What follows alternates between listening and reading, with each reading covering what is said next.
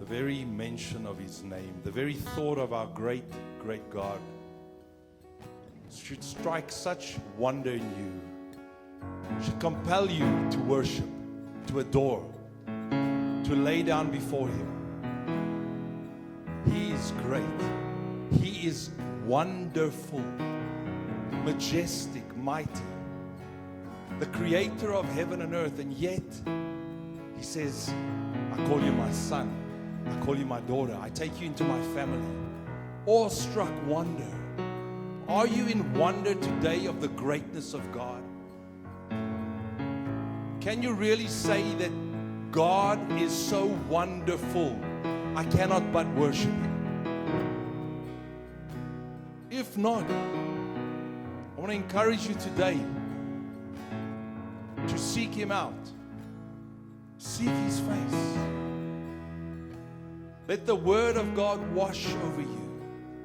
Let the Spirit of God renew and revive you. Let the greatness of our God overwhelm you today, this morning. The very thought of who He is.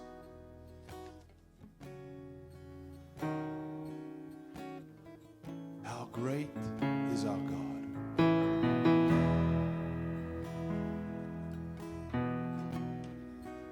Lord, we want to adore you this morning. And therefore we declare our adoration to you. We say thank you, Lord.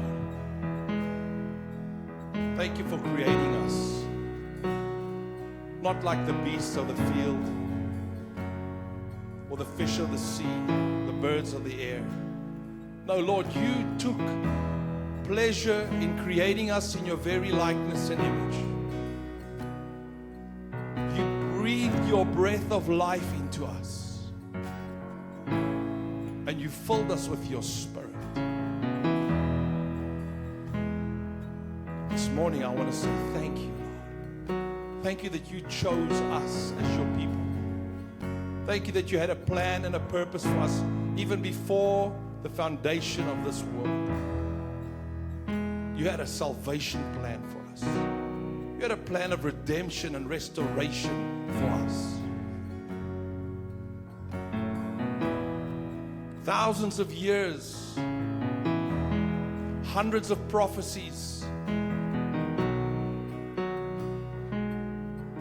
fulfillment of what you've said and declared from the very start. And that's why we can stand here in your presence today. Your very, very near and immediate presence today. Thank you, Lord.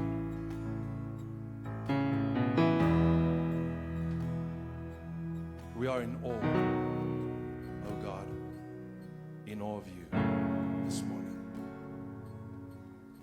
Thank you. Thank you, Ben. Thank you for blessing us.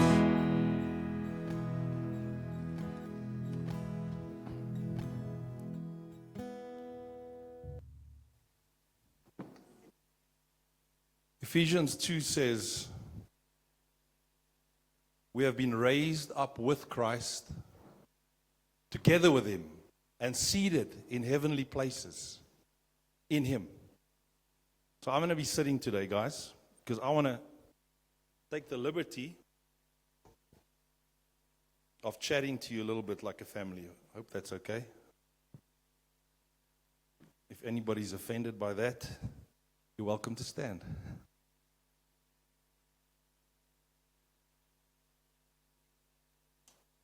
I don't think we ever talk enough as a church. It's good that we can get together. It's good to preach. It's good to hear the word.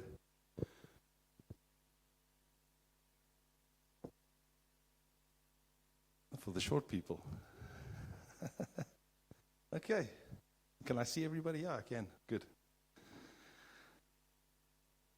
But I don't think we just have a talk around stuff enough. I know we have time around that at the table, and that's a wonderful event. And when you guys visit each other, and we have times of prayer and fellowship. But I just want to chat to you this morning a little bit. Yes, I want to share, obviously. Maybe. Just the small one. Just in case I need to take out the big sword, and I can do that.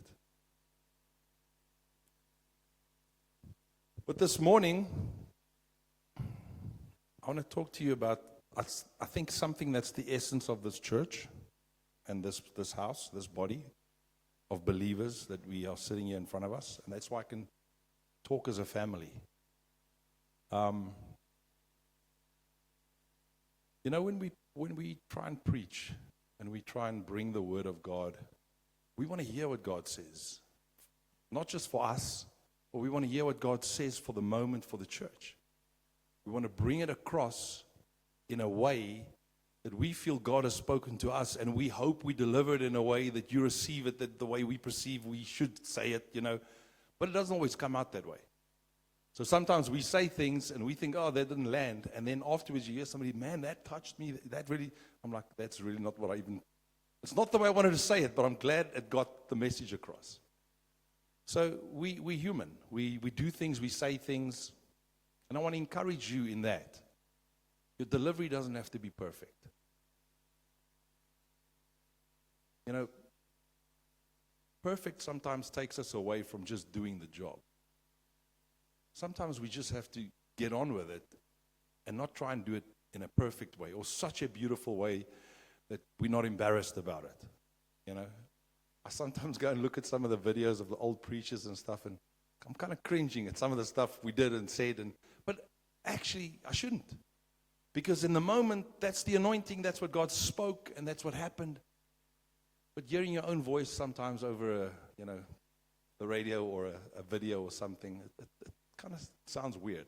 You're not used to it. But I want to encourage you.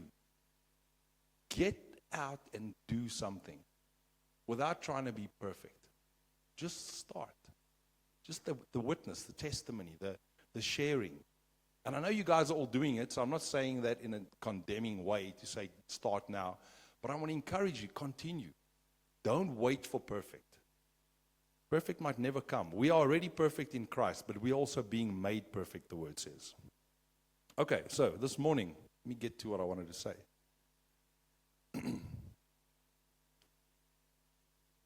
We can preach around many, many topics, but the Lord has challenged me around something, is to preach about Him. You know, sometimes we preach about so many things, and God is mentioned. You know, some principles, and there's some, we take scripture, we preach, but it's about a theme or a topic or a subject or a current event. And I'm not saying it's wrong. Don't hear what I'm not saying. That's fine. But God challenged me to say, preach about me. Glorify me. And I can say this because you guys are all family here, but as we do that, those that are seeking, those that are lost, are challenged by who God is. It's no use we can teach people to do all the right things, or, this is the way it should be, or these are 5 steps we can do it, without them being challenged around who God really is. Who He is. Why we are created. The challenge of sin, the challenge of judgment, the challenge of bringing us into a place knowing that we are lost without Him. And with Him, we can be saved, restored, redeemed, and put in heavenly places, as I said in Ephesians 2. Raised up with Christ. But if we don't preach those things, if we don't say those things, if we don't have a theology around that, it's difficult. Because people will ask you, but tell me about your God then. I hear all these things, but the name of Jesus I know as well, but who is He? What did He do? Why should I believe in Him specifically? Because, a lot of other people will teach you good things about life and prosperity and even sowing and reaping and health, how to live a good life, how to be morally good, how to be strong in this world, in the world system, how to beat the world. But what are we saying that makes the difference? What distinguishes us from any other guru is that we have a God who loves us, the creator of heaven and earth, the one who put everything in place and also sustains everything we read in Colossians. His very presence sustains life. Now people say God's dead. If God's dead, we're all dead. Without God, there is no life. As long as I can breathe, and this is not a simulation, this is not the Matrix, as long as I can breathe and I can see somebody else breathe, I know God's alive because His Spirit sustains all things. Okay, so that's the first point we should get across. Without God, there is nothing. Okay, then tell me about your God. So I was challenged around that. So I want to start saying, whenever I get an opportunity to speak or to preach, I want to preach God. Not to say I'm not going to do other stuff as well and help people and coach them and teach them and train them and lead them in good ways and principles. And because the Word is full of that. Jesus' teaching is full of how to live life. But I just want to put the focus on God again, on Jesus Christ, on the Holy Spirit. And let those things come out on their own. Let the Word of God challenge you. Let God, the nature, the very being of God, let Him challenge you and those around you. So that's my conviction. Okay, so that's why I'm sitting down, because I don't want to sound like I'm preaching down at you. I'm talking to you as a family. I'm talking to you as my friends. I'm talking to you as my fellow believers. I'm saying, guys, we have the God of the universe living in us. We can present the God of the universe, the creator of all things, the one who sustains life. We can present Him. And if we just develop a way of presenting God, lives can change.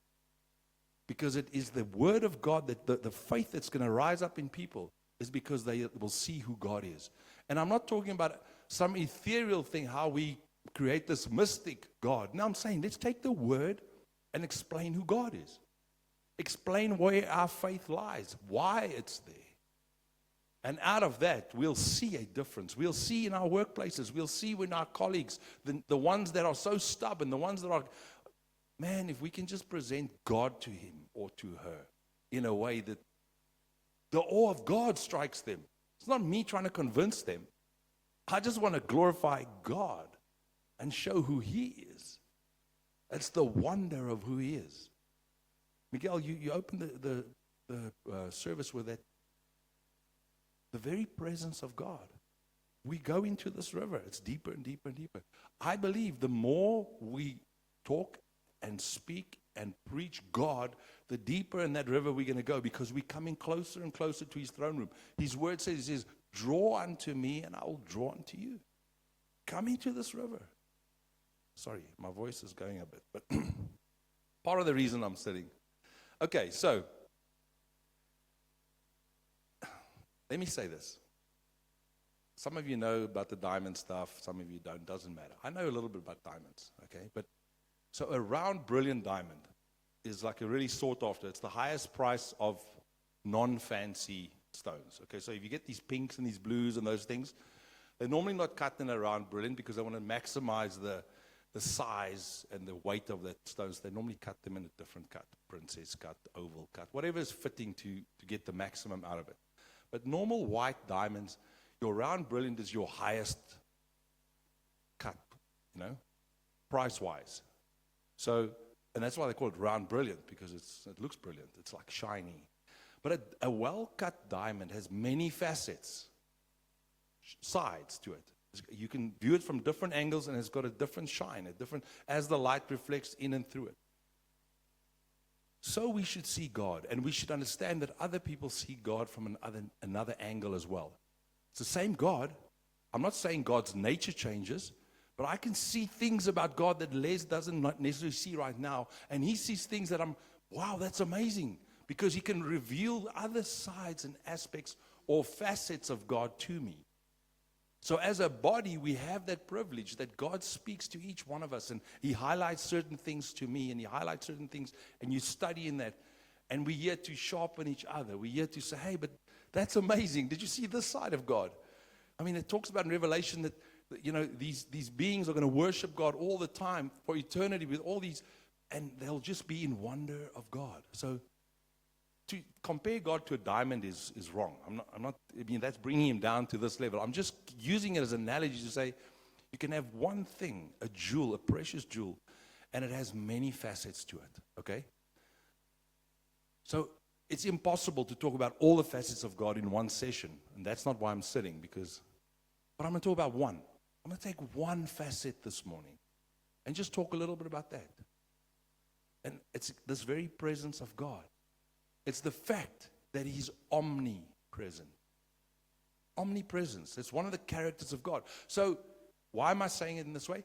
If you can define the omnipresence of God, you've got something to talk to somebody about. He talks about his God. It's sitting in a cupboard there. It's a little idol. And you can say, wow, that's great. What if you lock him in the door? I mean, can he go anywhere? You know, where's he going? My God's omnipresent. And you've got to be able to say what that means. What does that mean? You mean he's there, and here, and there? What are you talking about? So one of the characteristics or the very nature of God, one of these facets is his omnipresence. So I've got a question.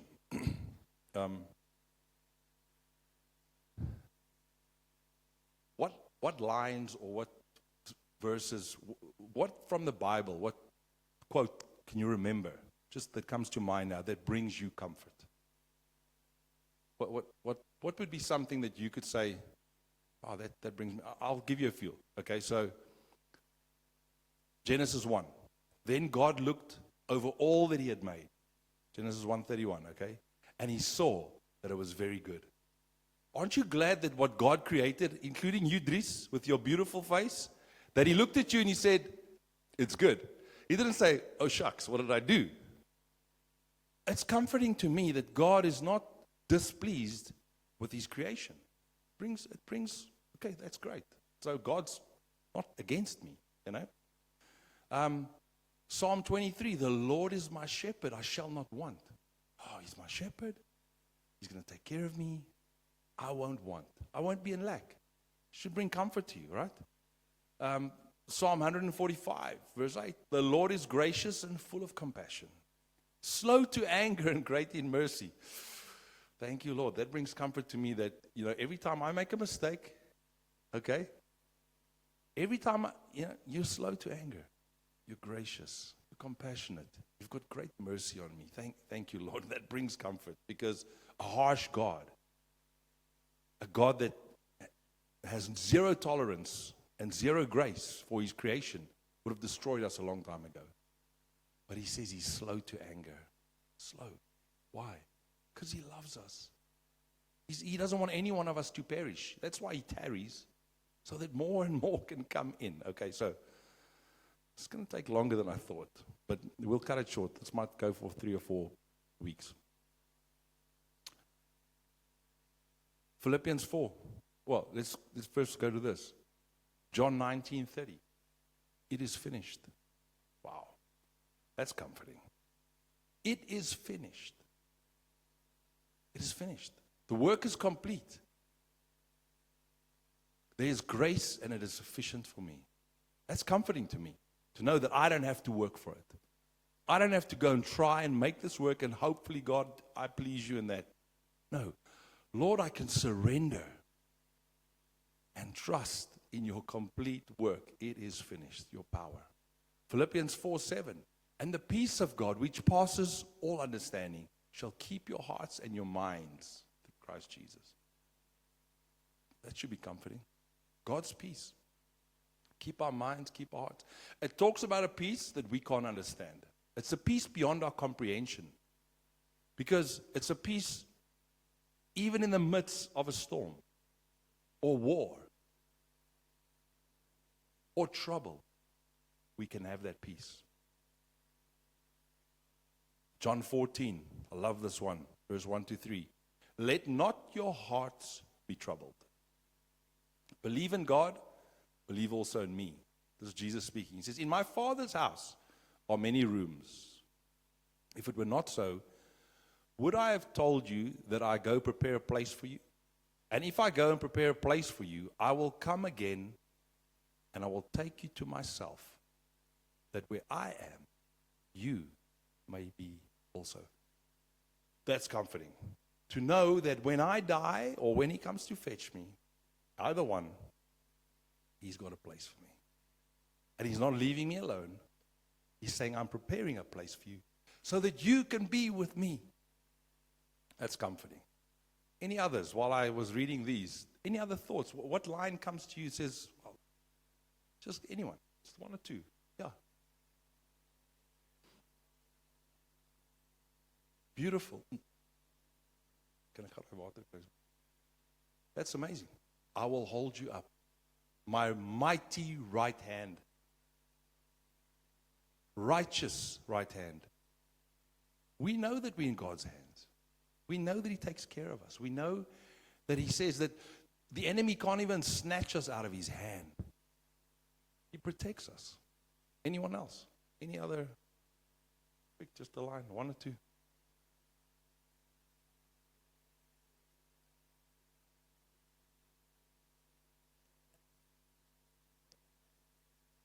Yeah. The leaves will never wither. It'll flourish. Bear fruit in its season. Oh, that's comforting. Lord, I've been made righteous. You've planted me. And I know I'm not going to wither. In fact, I'm going to be producing fruit. Give me a second.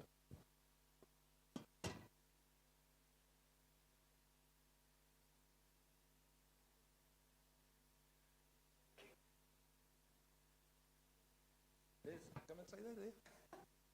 Okay, so here's one of my favorites. Listen to this one. And you all know the scripture because I preach it a lot, but Matthew 28 verse 20 says the following. And lo, I am with you always, even to the end of the age. I am with you always.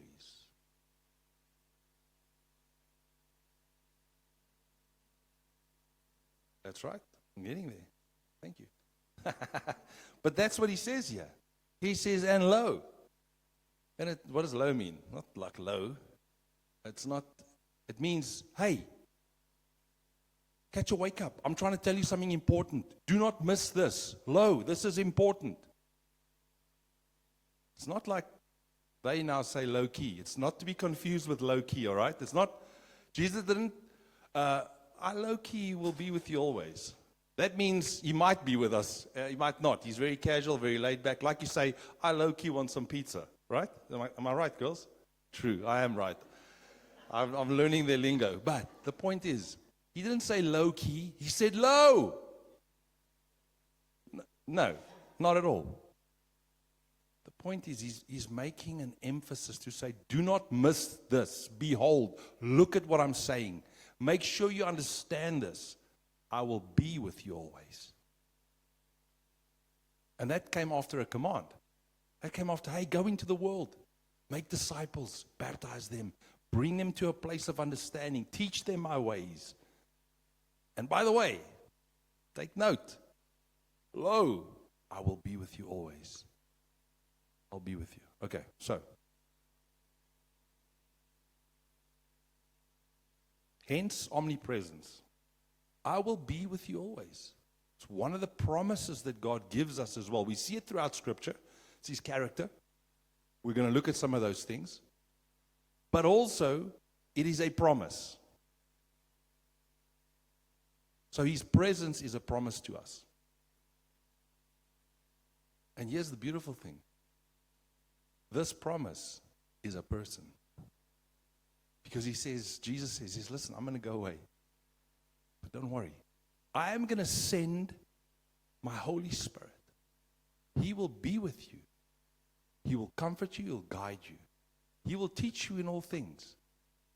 He will be with you always. That's why he could make this promise. It wasn't that in the physical body, the incarnate Christ, the physical Christ on earth, that he would be with them always physically. Because physically, we are bound by the laws of nature that God had put in place. But by his Spirit and the outpouring of his Spirit on the day of Pentecost, we have the right and the ability and the invitation to become part of his kingdom and to have His Spirit fill us, and then for God to dwell in us. So now He's not just God all around, which we know that part of Him, which we'll see, but He's also God in us. It's not just God with us, Christ incarnate, Emmanuel, God with us. It is now Christ, the Holy Spirit, God in us. So we need to understand that we carry the very presence of God. His omnipresence is everywhere, but His physical presence, if I can say it that, around me is because of He's in me. I can hear Him. He says He's got His voice. He's behind me. He tells me which way to go. The Spirit leads me in ways. But I can quiet myself down knowing that the very life of God is in me. He's poured out His love in our hearts by the Holy Spirit, the Word says in Romans 5. So the very nature of God is now placed in us. Okay? Important to realize that. So the Spirit of God is this answer to this promise. Because if Jesus just made that statement and says, "Look, I'll be with you always," okay, and then He wasn't there anymore, they could have said, "But you said you're always going to be with us." The fulfillment of that promise is Acts 2. The fulfillment of that promise is what He promised in John 14 to say He will send His Spirit. So Jesus was talking about what was going to happen. And it did. That's the good news. We're not waiting for that to happen. That already took place. We're living in the benefit of that. That's one of the things we have in our arsenal to tell people about God. It's one of the things. If you don't know what to say about God, you can talk about how great He is because He's everywhere. And not just is He everywhere, He's also in me. What do you mean He's in you? Are you claiming to be God? No. I'm claiming to be His ambassador. That's what He called me. I'm claiming to be an emissary, somebody sent on a mission representing His kingdom. Because He's in me, I can say that. So it gives you something you can talk to somebody about. Just if we have these things, it's like arrows in our quiver. I remember Andreas said something about God being in me. Okay, let me take that one out now. And he just pierced that guy's heart because like, I feel so far. You mean God can be with me and in me? He wants to be close to me. I always saw Him, however He saw Him. But when we can change the perspective of people, not, like Paul says, it's not by wise and eloquent words of men, wisdom in my mind. No, it's by saying who God is. Because we don't want our people to have faith in us. Dries is great, man. Okay, thank you, but that's not really the point. The point is I want to talk about God because your faith should be in Him and not in man. Because man will fail you. Man will disappoint you. Man's going to die. Oh, my pastor died. What now? Well, what did he tell you? Did he teach you about God? Well, yeah, but I was always relying on Him. He was this guy and this. Well, he did I can't say he did a bad job, but he didn't do a complete job. Because He should have taught you how to seek Him out. Jesus, in His ascension, gave the gifts, okay, to the church for the equipping of the saints to do the work of ministry. It's not just for the gifts to keep on doing the work of ministry, and then everybody else will just keep them low enough so that they must just be there, but not effective enough to do their own thing. No. It is exactly to equip every single one of us to more. And then it's to equip you to equip others. Because out of that, a lot of you are going to be called to those fivefold giftings to do the same thing. That's how Jesus builds His church. That's how He says the glory of God.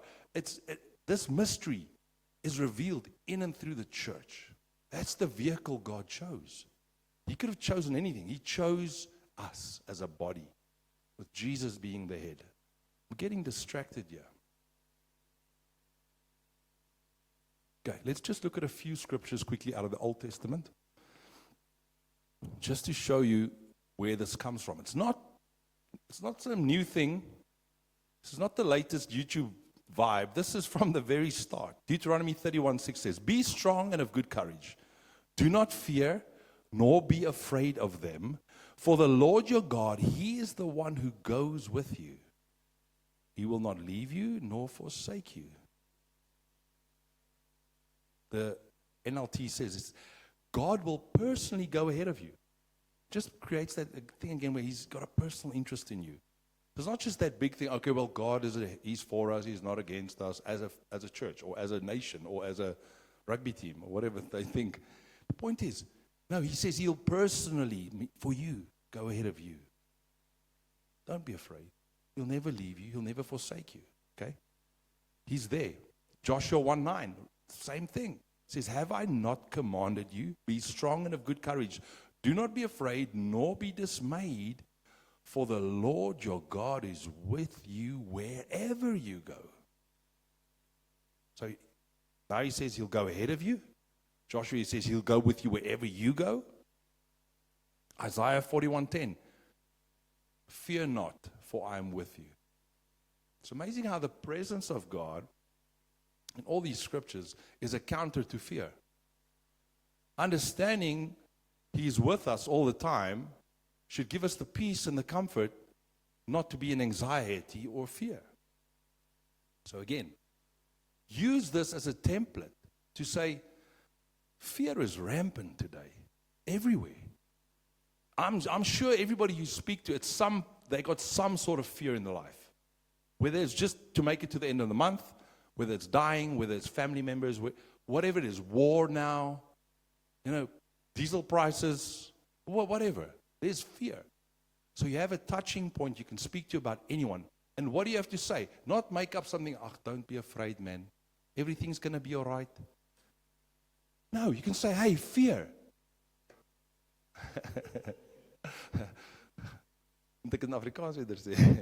The point is this. Fear, there's a counter to it. And it's already in the Word. I've given you 3 scriptures now that you can just say, hey, the presence of God will go ahead of you. The presence of God will be with wherever you go. Fear not, for I am with you. And let the Spirit of God do the work. Don't you try and convince people not to fear. Are you not the answer to their fear or what they have anxiety about? But you carry the answer. The answer is within you. It's the Spirit of God. So you bring that to them. It says, be not dismayed, for I am your God. I will strengthen you. Yes, I will help you. I will uphold you with my righteous right hand. You said it, Andy. Isaiah 41:10. Then it says, don't be afraid, for I'm with you. Okay? God's presence is active. God's presence is constant. It is mobile. It is personal. It is protective. It is faithful. That's God's presence. That's just from the Old Testament. We haven't even got to the good stuff. That's what God's promise was before the Holy Spirit was poured out and we have access to Him to basically indwell us. He says it's personal, it's protective, it's faithful, it's constant, and it's mobile. In other words, God's presence is not in one place like it was. I mean, in the ark, it was the symbol of God's presence. He was there, but He was everywhere. But right now, He's mobilized His presence in us. Literally, the glory of God goes wherever you go. Wherever. You carry that in you. And it is active. It strengthens, it helps, it sustains. Okay. Hebrews, let's go to the New Testament. Hebrews 13 says the following. The New Living Translation. 13 verse 5. Don't love money. Be satisfied with what you have. For God has said. It talks about contentment, but it says, for God has said, I will never fail you. I will never abandon you. Never leave you, never forsake you. Okay, so it's the same covenant promise. So the writer to Hebrews quotes the Old Testament, confirms it. It's the same covenant promise. He says, I'll never leave you, I'll never forsake you. This is especially applied in this to finance, because that's one of the biggest fears people have. I mean, it's a lot of people have a lot of money. Most people don't. Think about that. That's why I talk about a 1% and 10% and a 20%. They have all these things. But the majority of the world lives on the breadline. The majority of the world is not flush and everything is honky-dory. There's always a lack or a shortage, but it shouldn't be that way. But that's how the enemy keeps us in bondage. But God's promise is abundance and overflow and provision. So the fear of lack or the fear of poverty is a major fear and a major lack in South Africa, in this continent, and across the world. But just here in our city, we can see it. So this is especially applied to finance and the provision. God is our provider, but He's also our provision. So He provides for us, but He's also the provision for us. His presence. I mean, it changes us. Okay. John 14, verse 16 to 18. And I will pray the Father, and He will give you another helper, that He may abide with you forever. Now it's talking about abiding. Abide is not a fleeting thing. I don't abide with Les for 5 minutes. I mean, if we want to abide, we planned it earlier. We're going to play golf in the morning. Then we're going to go to the house and we're going to put some steak on the fire, possibly. And then we're going to watch a bit of rugby, and maybe there's a golf. And then I'll sleep over. That's a whole day, okay? Sorry, I just invited myself to sleep over. The point is, it's abiding, okay? It's abiding. It's remaining in. It's spending time. This is what He says. He says, He, the Holy Spirit, He will abide with you forever. It's not fleeting. You know, He came down like a dove. He doesn't flutter away like a dove. It doesn't, there He's gone. No. It was like a dove. The presence of God came on Jesus. The Holy Spirit came upon us. It filled us. And it's now it's a part of who we are. Our spirits are in unison with Him. And we've got to put the flesh and the mind in the same line. Okay, we've got to bring that into alignment. The point is, He abides with us. Okay. Again, Jesus fulfills His promise through this, as I said earlier. He promised, lo, I will be with you always. Now He fulfills that promise by saying, the indwelling Holy Spirit will be with you. And He poured out His Spirit. 2 Corinthians 5 talks about us being these new creatures, and we are equipped with what? The very presence of God. Ambassadors, emissaries, representing the King and His kingdom wherever we go. Okay, last one from the New Testament. Matthew 18:20. For where 2 or 3 are gathered together in my name, I am there in the midst of them. So even in this place where we corporately together, prayer meeting, in your house, your family, you and your wife and your kids, wherever you are, in church, prayer meeting, at the table. We know that He's promised as well, but besides being in us, that when we pray and we gather in His name, He's present there as well. It's just an amazing thought that the God of the universe makes promises and He fulfills them. He keeps them. So when we pray, I'm asking this, even to myself, let us not pray faithless prayers. Easy to pray. Let's be honest. Easy to pray and say, hey, thank you, Lord. You know? But do we believe? He says if you pray and believe. Is there faith behind your prayer? Do you really believe what you're saying and asking God? Or committing to Him? Or proclaiming about Him? If you say healing and you proclaim Him the healer, do you believe it, or is it just, well, let's try? I mean, He said, let's pray, so pray. No. Just rather not. Rather say, Lord, give me the faith to pray prayers filled with faith. Okay, so. What does it mean? I've given you a couple of scriptures now, but just in summary, what does it mean that He'll never leave us or forsake us? It means His presence is constant. It's not an in and out. It's not a yo-yo relationship with God, up and down. We make it up and down. We move away from God and closer to God. We're the ones that regulate the temperature. We're the thermostat in our relationship with God. It's not God. God has given us everything. It's like we turn it down And then when we're hungry, we turn it up again. And when we're in need, we turn it up, you know. No. He's giving us a constant invitation. So he is constant, all right? His presence is constant. His presence is also relational. It's relational. It's not, again, it's not a distant God. It's not a God that's not personal with us. He personally called you by name. He personally invited you and grafted you into his family, adopted you as a son or a daughter, and said, I give you all the rights. Everything. You're now part of my family. 2 Corinthians 6:14 says, he is holy, and he's called us to be holy. There's a relationship. Because he's holy, he's called us to be holy, I want to please him. I want his presence, and I want to be able to feel it. But if I'm doing unholy things, and I'm moving away from God, then it's going to feel like his presence is not there. But it's not because his presence is not there. I'm shutting myself out to his presence by being unholy, doing things that are unrighteous, not living in the fruit of righteousness, the fruit of the Spirit. But when I surrender and I say, Lord, thank you, sanctify me, cut those things off, bring into alignment my mind, my thoughts, my body, it's like the presence of God just feels more. It's more overwhelming. It's just because there's a holiness and I move towards him. But it's not because he's far. It's because I'm far.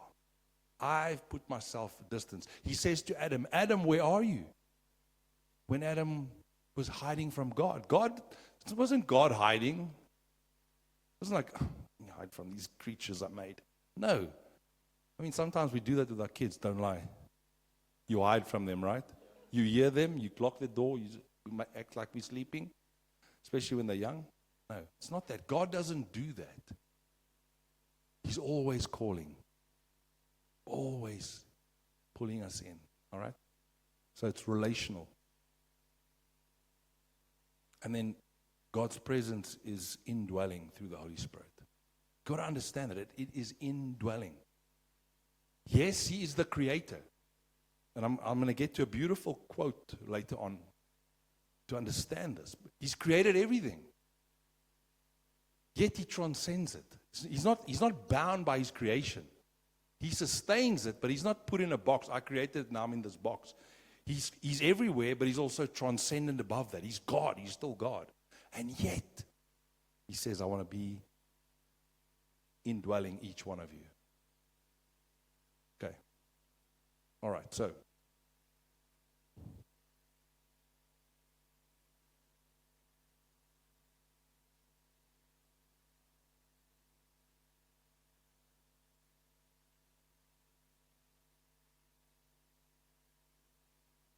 If I can leave 4 words with you in that. It's just the Holy Spirit, through the Holy Spirit, Christ's presence is personal, is dwelling within believers. It's continuous, as we said. It's not a fleeting thing, it's constant. It's empowering, so it guides us, it leads us, it anoints us to do the works that he's called us to, and to live the life that he's promised, the victorious life, okay? And it's communal. So it's personal, but it's also communal. It's where we are now. God's here. We gathered in his name. His promises he's here. I believe he's here. Do you believe he's here? I believe he's here.